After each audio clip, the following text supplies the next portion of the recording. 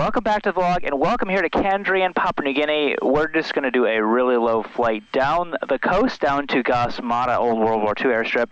About 20 minutes to pick up some people to head on back to Hoskins, so let's go ahead and get started. Igniter's on, fuel pump on, make sure my fuel's on and low start. I'll wait for my ITT to drop below 200 before introducing my fuel, because I just shut down about 10 minutes ago.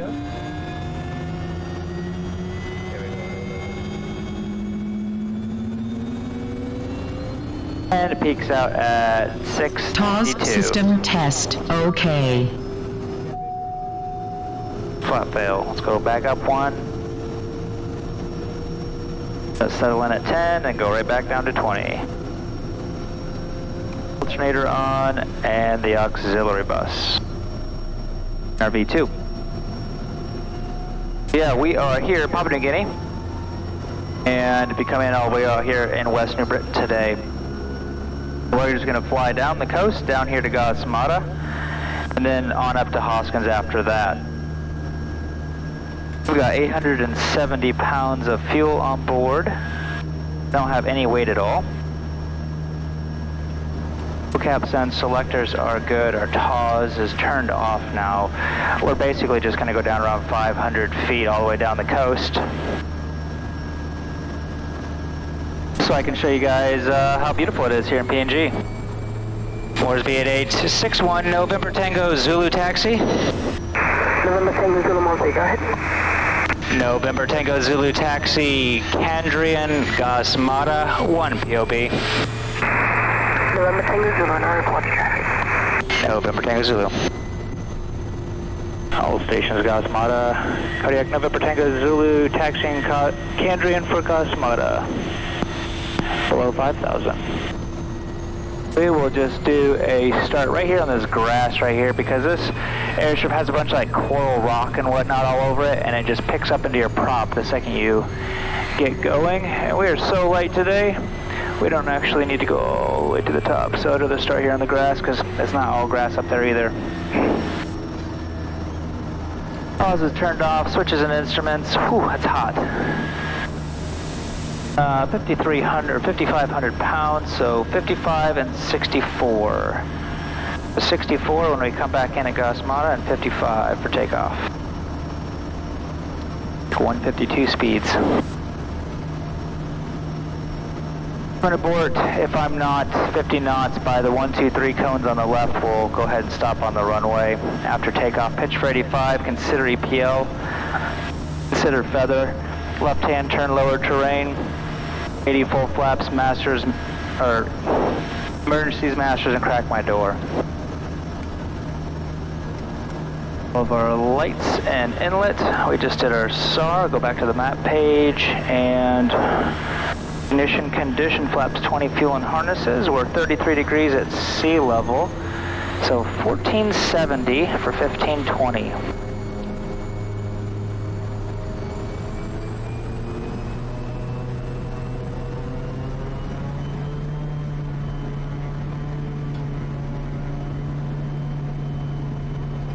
Our torque is set. Airspeed's alive. There's 40, there's 50 continuing, and rotate. We do have like an 8-knot tailwind, I think. I was saying that when I landed, so get my speed up a little bit higher before I climb out above the trees. And we'll do a 180 back out to the coast. And kind of level off here around 500 feet. We're bringing our flaps up as well. This is a nice little bay. I don't think I've ever really actually flown over it before, but man, it sure is pretty though. Bring our prop back to 2,000 RPM. Fly over, not really the town, but I guess it's the town of Kandrian, I guess. And we'll also bring our fuel flow back to 320 for this flight. Because we're below 5,000 feet, we'll limit ourselves to 320 pounds of fuel per hour, just so that I'm not burning a bunch of extra for no reason. I do all my flight planning with 320, so that's what I'm going to fly it with. So that way I land in Hoskins with the amount of fuel that I want to. Powers B 8861 November Tango Zulu departure. November Tango Zulu, mostly standby brakes and hotel confirm copy departure. November Tango Zulu, mostly go ahead. November Tango Zulu departed Kandrian time 48, tracking 089 below 5,000, estimating correction Gasmata 09er. November Tango Zulu. I've actually never flown along this coast in this little section right here. I think it's absolutely beautiful with this big old huge hill right here. Pretty much all coastal places around here are absolutely beautiful, but yeah, really, really nice. Really, really nice area. Oh, that is a really cool little lagoon almost. That is really beautiful. Wow. Beautiful. So we use the Windy app here to get all the weather forecasts, to plan our day, kind of determine if we want to leave earlier in the day so we can kind of beat all the bad weather and whatnot. So out here in the islands, the island's only like 50 miles wide, kind of at the majority of it. It's about 50 miles wide.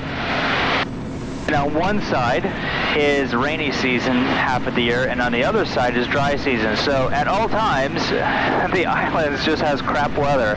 500. It's somewhere, usually right down the middle. So as you're hopping back and forth, you're having to deal with weather and whatnot. Wow, that'd be a great snorkeling hot spot. Anyways, it was saying by around this time, 12, 1 o'clock, it's almost 1 now, it was supposed, the whole island was supposed to just kind of blow up and just be one huge storm, except for just right on the coast. But thankfully it's 1 o'clock now, it's not moving nearly as fast as they were predicting it to, so I'm really happy with that because I've got to go to Gasmata and then head back on over to Hoskins, and then I'll be done for the day. So probably around 2 p.m. or so by the time I get back to Hoskins. There are only a couple tiny sections of it's really blown up into any storms yet, so that's really good for me. So this airstrip that I'm heading to, Gasmata, is actually an old World War II plane, or airplane. It's an old World War II airport that the Japanese used, and I have some information on it. I'll try to link below, pacificrex.com. They have a lot of the different wrecks that are in here in Papua New Guinea and whatnot. They have a little bit of information on this airstrip and stuff. So I'll try to remember to leave the link down below. But I also have a video on my Patreon page.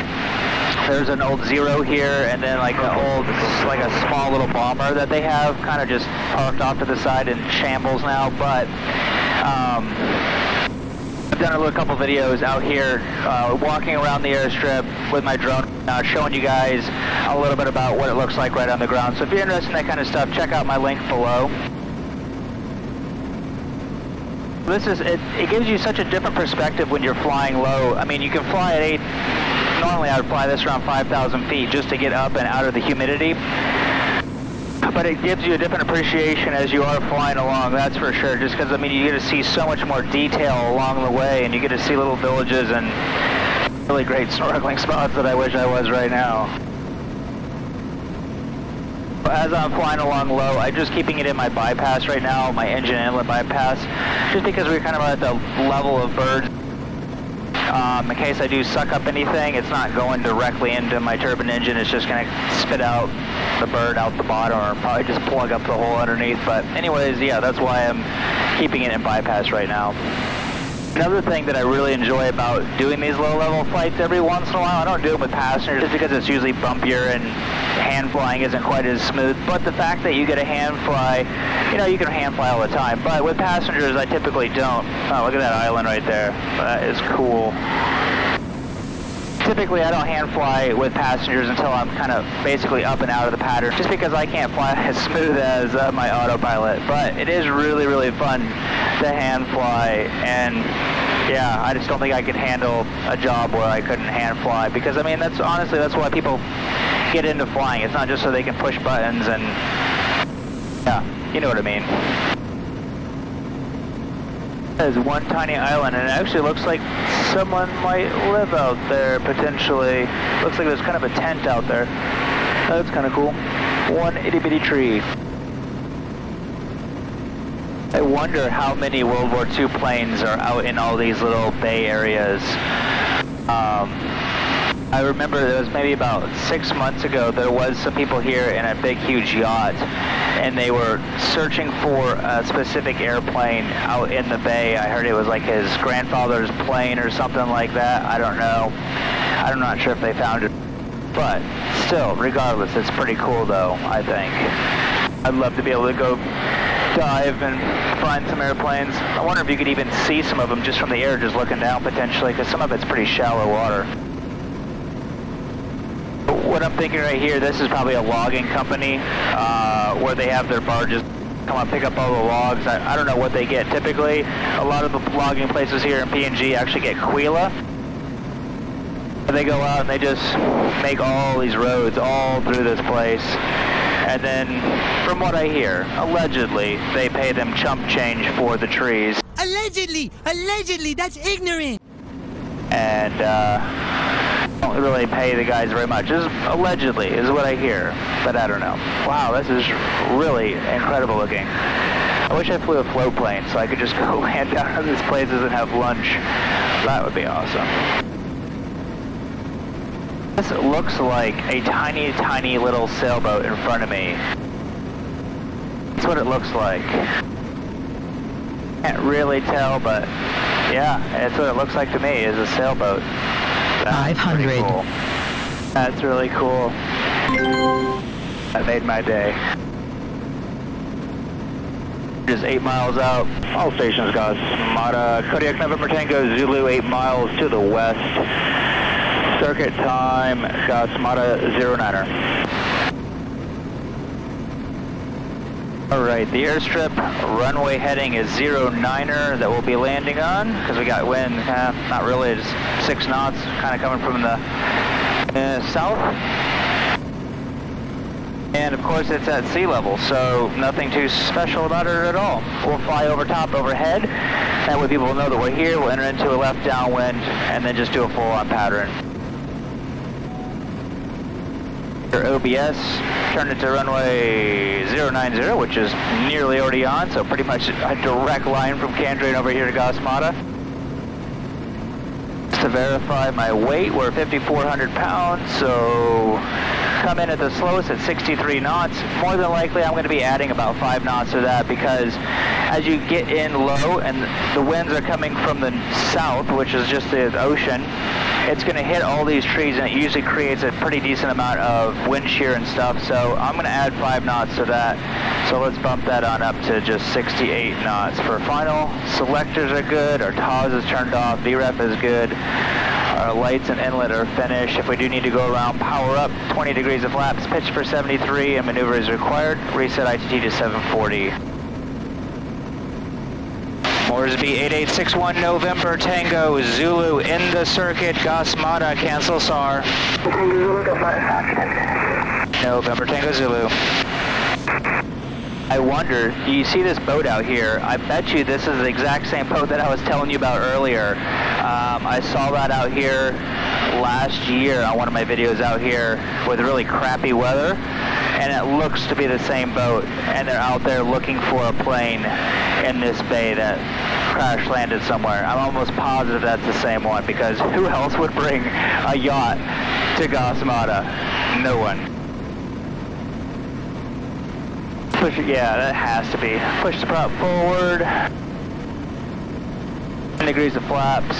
SAR is done. Prop and harnesses are done. We'll do flaps to go.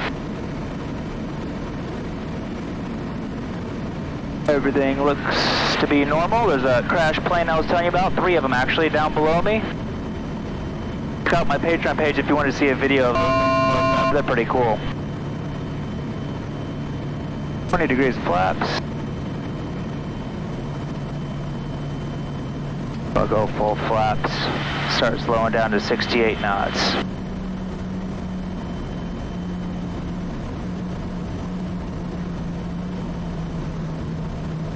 $500.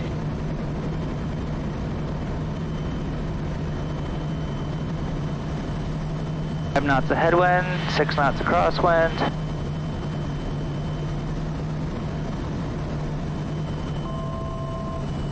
I'm starting to get a little bit of the wind shear.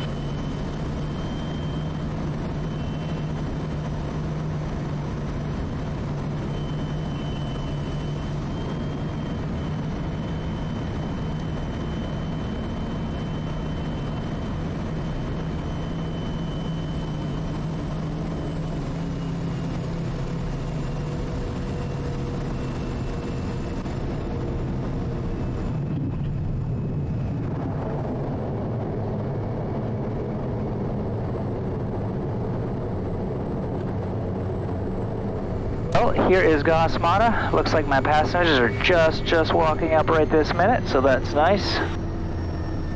Thanks for joining along on this flight. You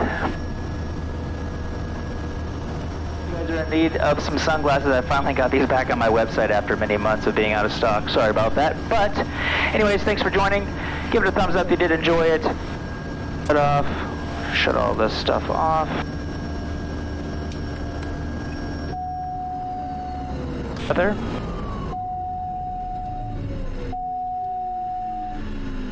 Thanks again, guys, for taking the time to watch. Be sure to give it a thumbs up, comment below, and subscribe if you guys aren't already. So, thanks again. See you next time.